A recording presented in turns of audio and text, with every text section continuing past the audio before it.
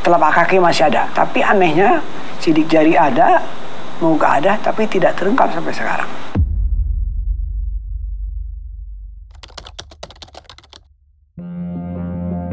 Jakarta tahun 1981. Sebuah pagi yang biasa di kawasan sibuk Jalan Jenderal Sudirman berubah menjadi momen yang membekas dalam sejarah kriminal Indonesia. Dua kotak kardus tergeletak di trotoar. Tidak ada yang menyangka isinya adalah pot manusia terpisah menjadi 13 bagian. Jadi pertanyaan sekarang adalah, siapa korban ini? Siapa pelakunya? Dan kenapa perbuatan ini walaupun terlihat brutal, tapi rapi? Sampai hari ini, pertanyaan-pertanyaan ini tidak pernah terjawab. Inilah salah satu kisah misteri di Indonesia yang sampai sekarang belum pernah terpecahkan, yaitu kasus Setiabudi 13. Let's open the case.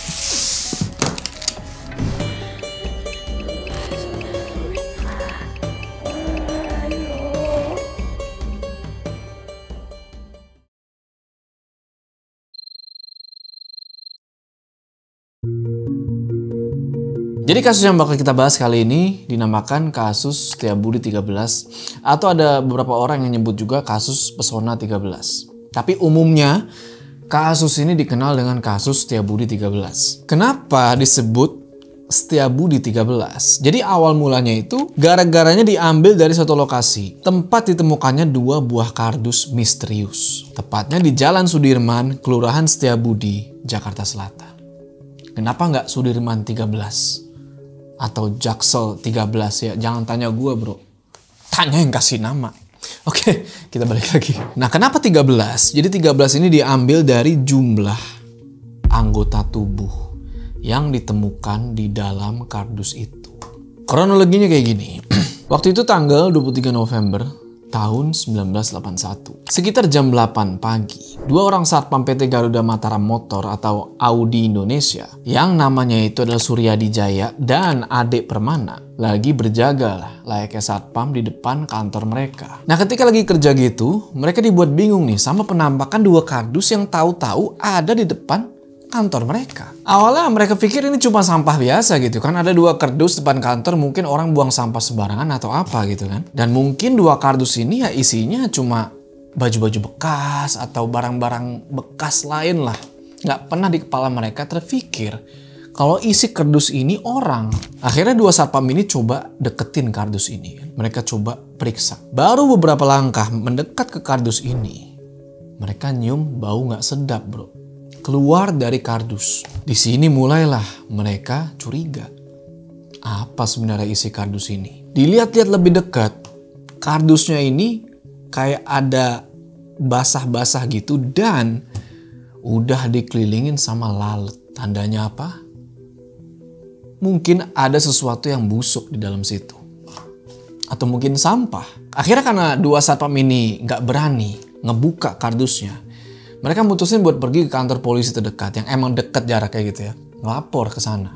Kebetulan ada polisi yang lagi jaga di situ. Tapi setelah satpam ngelaporin soal dua kardus ini ke polisi itu, si polisi ini belum sempat meriksa karena waktu itu jalan lagi sibuk-sibuknya. Lalu lintas lagi macet parah. Jadi polisi ini lagi ngatur lalu lintas gitulah. Belum bisa ngurusin kardus itu. Alhasil dua kardus ini tetap dibiarin aja tuh di depan kantor Audi Indonesia. Nah, nggak lama kemudian ada dua orang pemulung nih bro lewat. Ya biasa kan namanya pemulung, mereka nyari-nyari entah plastik entah apa gitu kan, buat mereka bawa terus mereka jual. Ketemulah mereka sama dua kardus ini. Nggak pakai pikir panjang karena mereka kira itu sampah kan, ya mereka samperin kardus itu. Waktu itu aksi kedua pemulung ini nggak kelihatan sama satpam dua yang tadi karena mereka udah balik ke pos mereka dan pos mereka itu letaknya lumayan dalam tuh. Jadi ini pagar.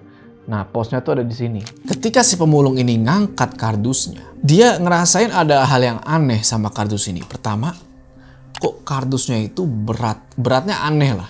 Kalau berat-berat sampah tuh ya mungkin masih bisa diangkat dengan mudah, tapi ini kok kayak berat gitu loh. Nggak cuma itu, persis kayak satpam-satpam tadi, kardus ini ngeluarin bau nggak enak. bau nggak sedap, lebih kayak busuk. Dan udah banyak lalat ijo di situ. Akhirnya pemulung ini penasaran. Dia coba buat buka kardus ini. Pengen lihat apa isinya. Ketika kardus itu dibuka, wah, pemulung ini teriak. Dia kaget bukan main sama apa yang ada di dalam kardus itu. Dua pemulung ini ngaku kalau mereka ngelihat ada kepala di dalam kardus itu. Dan bukan cuma itu. Di dalam kardus itu juga ada bagian-bagian manusia lain. Udah terpisah-pisah tuh. Dan ada juga isi perut, usus, dan segala macamnya ada di kardus itu. Karena pemulung ini histeris setelah ngebuka kardus itu, akhirnya itu ngebuat jadi rame, mengundang perhatian orang-orang di sekitar. Dan akhirnya orang-orang jadi penasaran juga sama apa sebenarnya yang ada dalam kardus itu. Akhirnya karena situasi makin ricuh, makin rame, polisi datang buat ngeliat. Sekaligus ngamanin lokasi di mana kardus itu ditemuin. Setelah pihak kepolisian mengamankan lokasi, mereka pun langsung ngelakuin olah TKP di kawasan itu. Pihak kepolisian juga langsung ngelakuin interogasi ke semua orang yang berada di lokasi kejadian itu. Ketika kardus-kardus itu bener-bener dibuka sekarang sama polisi, buat dilihat sejelas-jelasnya apa yang ada dalam situ. Di kardus pertama, itu ada 12 pot tulang manusia dan 1 kepala. Sedangkan di kardus kedua, ada ratusan potongan daging, termasuk organ-organ dalam dan semua isi perut korban.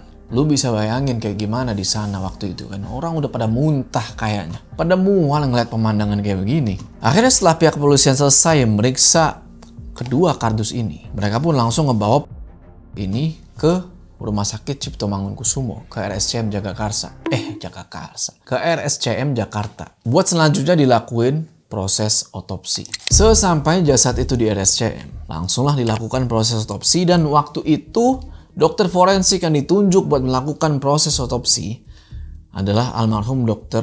Munim Idris. Kalian para Gen Z yang nggak tahu siapa Dr. Munim Idris, sini gue jelasin. Jadi Dr. Munim Idris ini adalah seorang dokter spesialis forensik yang bisa dibilang dokter spesialis forensik yang legend sampai sekarang.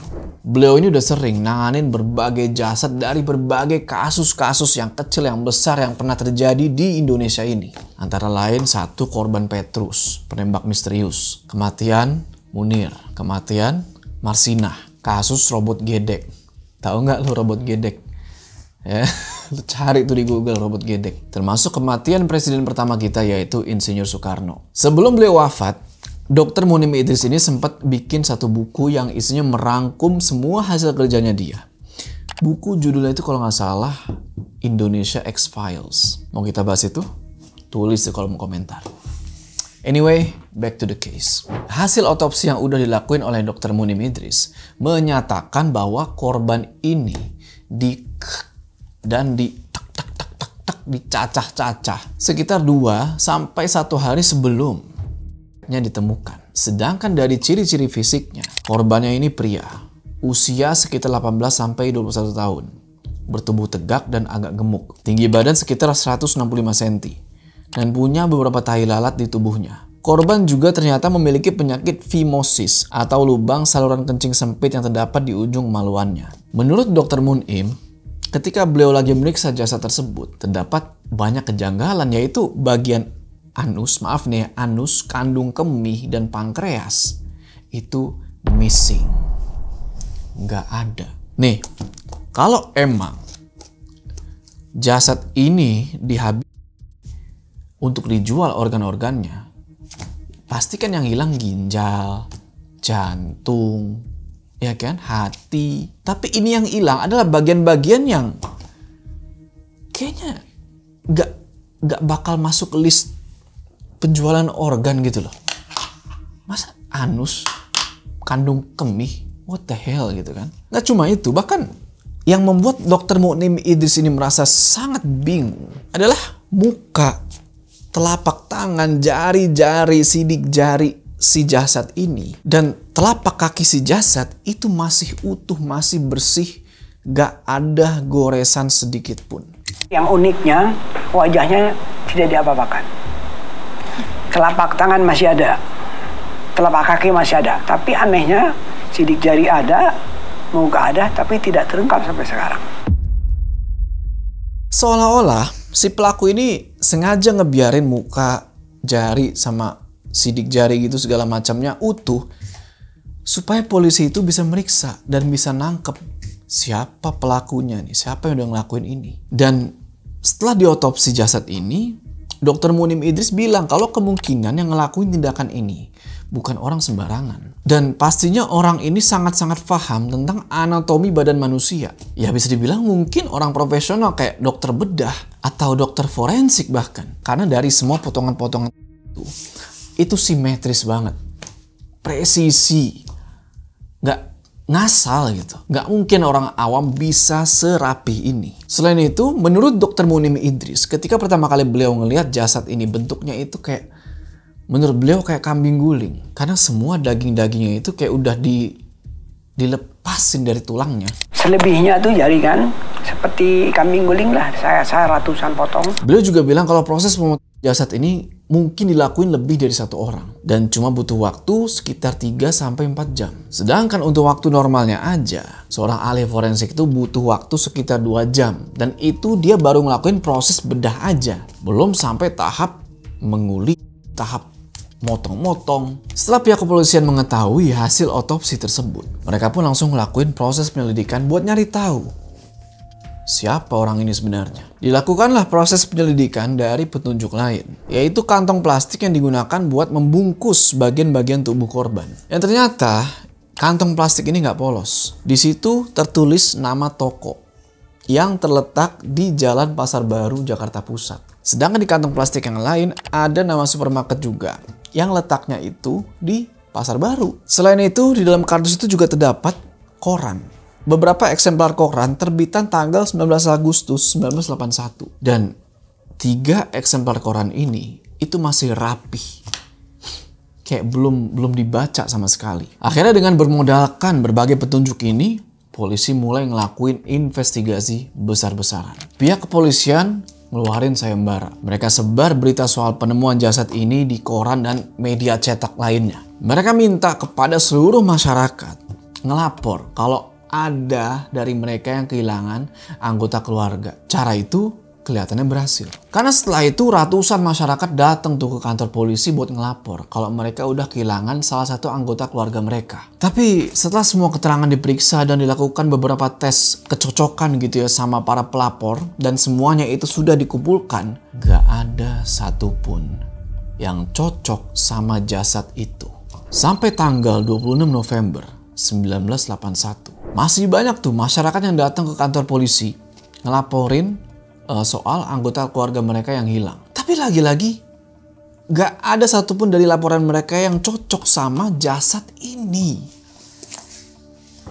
Setelah semua upaya sudah dilakukan, akhirnya pihak penyidik mengalami kebuntuan nih. Mereka gak tahu lagi gimana caranya buat ngungkapin identitas dari jasad ini di tahun itu ya 81. Teknologi belum secanggih sekarang. Padahal si pelaku udah sengaja ninggalin muka sama sidik jari. Tapi tetap waktu itu polisi belum bisa menemukan siapa pelakunya. Menurut almarhum Dr. Munim Idris, salah satu kasus yang beliau nggak bisa lupain. Beliau cerita ya di salah satu stasiun TV ketika diwawancara, beliau cerita kasus Setiabudi 13 ini adalah kasus yang gak pernah beliau lupain seumur hidup. Karena beliau takjub sama cara pelaku melakukan aksinya ini begitu rapi dan sistematis. Dan seakan-akan si pelaku ini sengaja ngelakuin itu untuk menantang pihak kepolisian supaya nyari dia dan ngetes apakah polisi bisa mengidentifikasi siapa orang ini. Ya, kalau kalian ingat mirip-mirip kasus Zodiac Killer. Cuma Zodiac Killer lebih kompleks lagi bro. Dia main kode, main cipher. Wah gokil. Nah, pelakunya aja gak ketemu. Impossible buat kita gimana cara taunya tujuan dan motif si pelaku. Tapi kalau dari kacamata awam ya, mungkin ini orang kayak, ya itu tadi kayak Zodiac Killer, kayak iseng pengen ngetes ilmu gitu ya. Beberapa sumber bilang salah satu faktor yang menyulitkan dalam pencarian identitas jasad ini dan si pelaku adalah waktu itu CCTV nggak kayak sekarang. Ya tahun 81 CCTV kayak gimana bentuknya juga gue nggak tahu bro. Akhirnya ya nggak ada footage, gimana mau cari pelakunya.